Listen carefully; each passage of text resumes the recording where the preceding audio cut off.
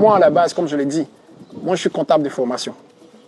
Et aujourd'hui, je me trouve dans un domaine qui n'a rien à voir avec la comptabilité parce que je me suis intéressé à ce domaine. Aujourd'hui, moi, je me considère comme un ingénieur autodidacte. J'apprends, je fais des recherches, je m'exerce, j'applique, je réalise. Bonjour à tous. Il y a un an, nous avons fait un reportage sur Cano Ingénierie, une entreprise révolutionnaire dans la conception des chariots mobiles. Aujourd'hui, nous découvrons l'impact de cette visibilité et les nouvelles créations passionnantes de son fondateur. Ne manquez pas cette nouvelle aventure. Bonjour agence Ecofin, bon retour chez Cano Ingénierie.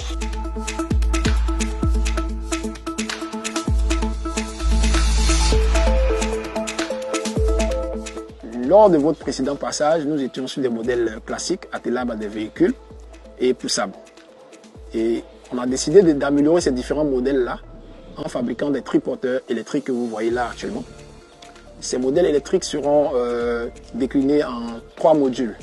Il y aura un module pour la restauration, un module pour le transport de colis, un module pour la vente d'articles. Ce qui permet à l'opérateur d'avoir un châssis unique. S'il veut se lancer dans la restauration, il peut acheter le module restauration, on pose sur le châssis. S'il veut vendre des articles à un moment donné aussi, il peut acheter le module pour la vente d'articles. Et ainsi de suite, quoi, en fait. Donc, et c'est beaucoup pratique. C'est beaucoup pratique parce que nous sommes venus à ce modèle pour quelle raison?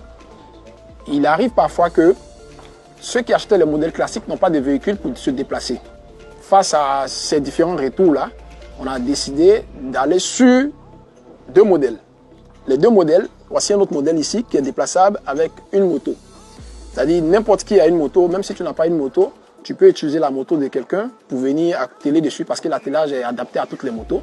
On le met dessus et puis on le déplace facilement sur de longues distances. Pour aller au-delà de ça, parce qu'on ne peut pas se contenter d'un seul modèle, un seul type de modèle. Et donc, pourquoi ne pas créer le modèle électrique?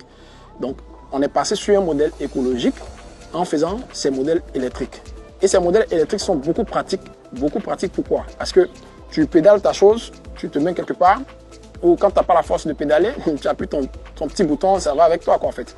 C'est beaucoup plus pratique. On a pensé aussi à nos parents agriculteurs. On a fabriqué des tracteurs, des mini-tracteurs. Et les différents problèmes que ces agriculteurs rencontrent, c'est au niveau de débroussailler les parcelles, labourer les parcelles, pulvériser les parcelles. Donc, nos tracteurs seront déclinés en ces différents modules aussi également. C'est-à-dire qu'il y aura un tracteur qui aura des composants pour pulvériser, des composants pour labourer et des composants pour débroussailler. Ça facilite la vie à nos parents agriculteurs. Donc c'est un peu ça, depuis votre passage jusqu'à ce jour, on ne fait qu'évoluer. Et je pense que avec votre encouragement, avec tout ce que vous faites pour nous et pour les autres entrepreneurs, ça va permettre à beaucoup de personnes d'évoluer, d'avoir confiance et de se lancer. En ce qui concerne votre précédent passage, il faut noter que ça a eu un grand impact sur notre activité parce qu'on a eu une grande visibilité, parce qu'on nous appelait de partout, de la sous-région, de l'Europe, de vraiment partout. Ça nous a emmené à faire face à beaucoup de commandes.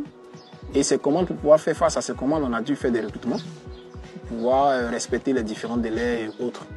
Donc, quelque part, ça a créé de l'emploi chez nous et aussi chez nos clients parce qu'il faut reconnaître que quelqu'un qui achète un chariot chez nous, ça fait 2 emplois créés parce que pour l'utilisation optimale d'un chariot, il faut 2 personnes. Je pense que la vidéo a été faite en 2023 et après la vidéo et tout ça, on a été nominé parmi les top entreprises 2023 de la Bicom. Donc je pense que c'était quelque part aussi une reconnaissance de notre activité et de l'effort qu'on fait aussi pour notre communauté. Pendant la CAN, les gens déjà s'apprêtaient déjà pour ça depuis la vidéo. Comme la CAN devait se faire en Côte d'Ivoire, il y en a qui ont précommandé même avant même la CAN pour pouvoir faire face à cette opportunité qui était la leur faite. Il y a plein de médias qui sont passés après le passage d'Ecofin et on tient à remercier Ecofin déjà même pour ça parce que c'est grâce à Ecofin que ces médias aussi nous ont vus parce qu'on est passé sur presque toutes les chaînes de code national de Côte d'Ivoire, au journal télévisé et tout ça. Et ça a été vraiment quelque chose de satisfaisant parce que c'était une fierté pour nous. il faut reconnaître que seule la volonté de créer de la valeur ne suffit pas.